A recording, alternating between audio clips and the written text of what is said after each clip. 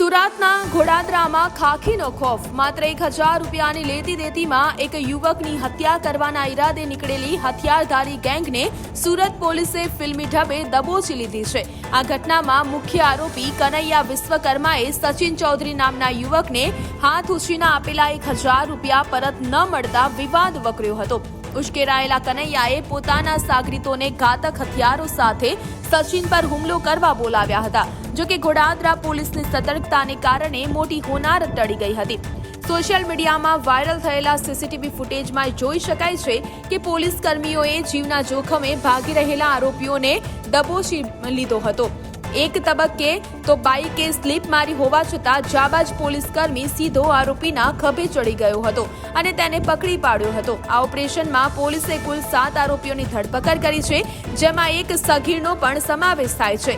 પોલીસે આરોપીઓ પાસેથી તીક્ષ્ણ હથિયારો જપ્ત કરી જેલના સળિયા પાછળ ધકેલી દીધા છે।